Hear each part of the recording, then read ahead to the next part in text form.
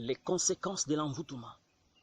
Actes chapitre 23, les versets 12 jusqu'au verset 14. Et Romains 7, le verset 13.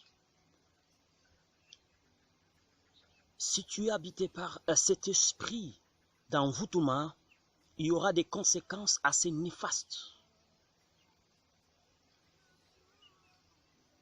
L'apôtre Paul, que je considère comme le Moïse du Nouveau Testament, il a écrit la moitié du livre du Nouveau Testament, bien sûr, un homme de surnaturel, de miracle.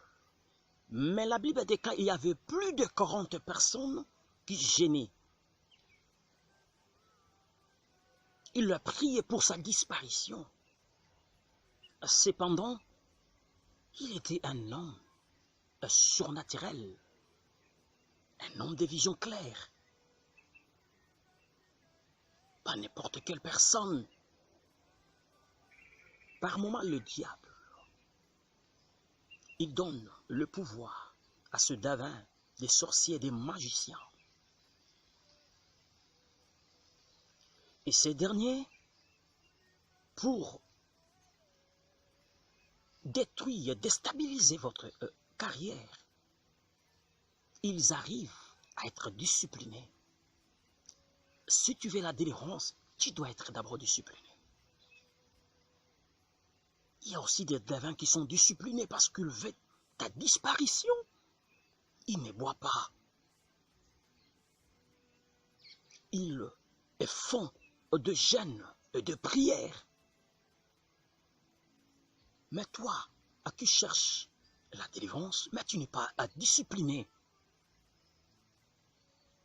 Il y a la moquerie en toi.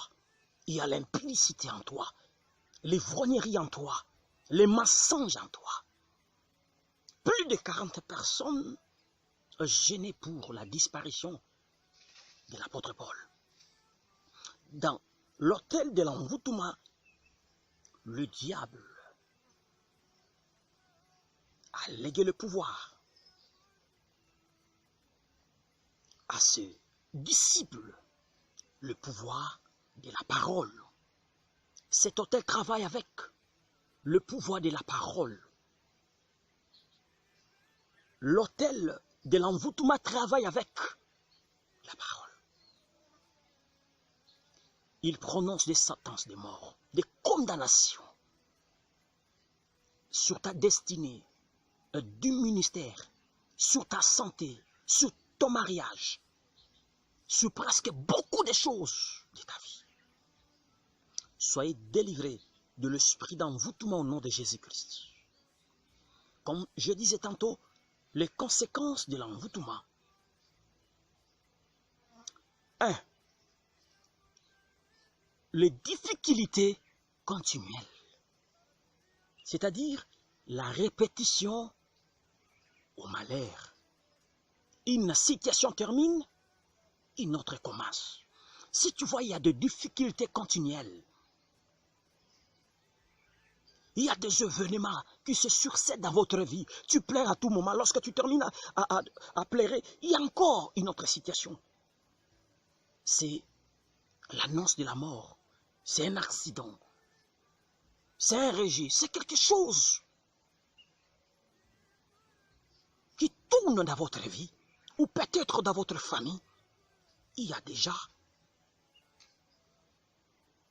une conséquence de l'envoûtement dans votre vie.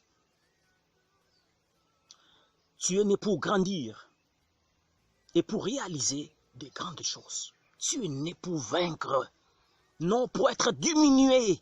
Que l'Éternel Dieu te bénisse abondamment. Croissez au nom de Jésus-Christ. Deuxième conséquence, le vol mystique. Jean 10:10. Le voleur, le diable, il vient pour voler, détruire et égorger. Lorsqu'il vient pour voler, il vole le bien matériel, il vole ta santé, les relations, des opportunités. Il vole tout ce qui est matériel, tout ce que Dieu t'a promis ou Dieu t'a donné. Il vient pour détruire. Il détruit tes pensées par des soucis, par des regrets. Tu regrettes à tout moment.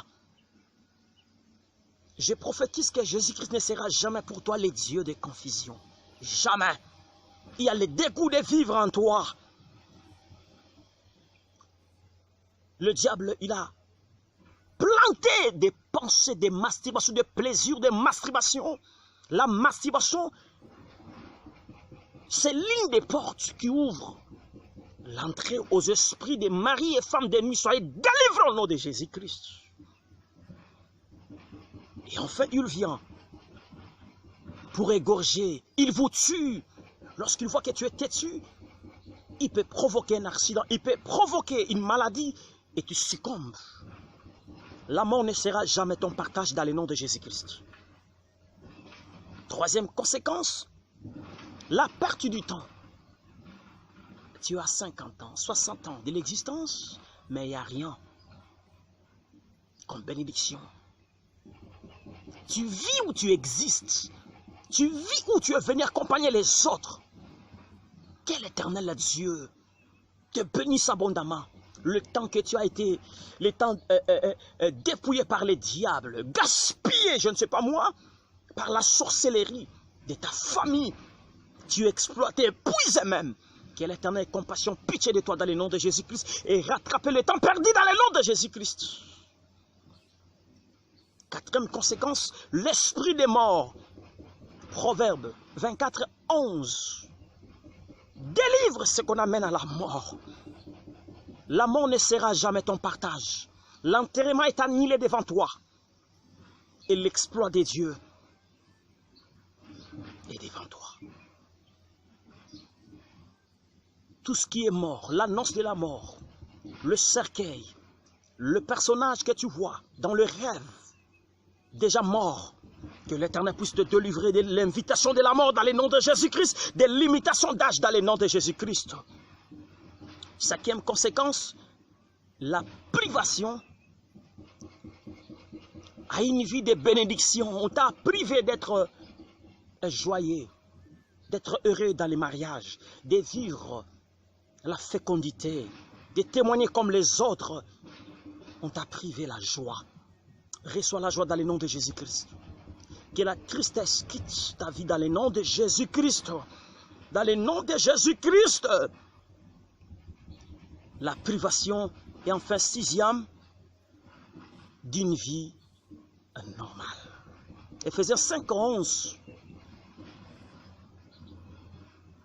Tu dois condamner les œuvres infructueuses du diable, de ténèbres.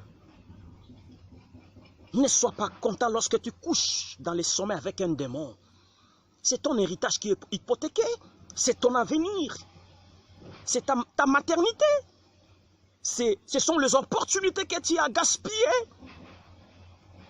On t'a intronisé même dans le sommeil, dans la sorcellerie de votre famille.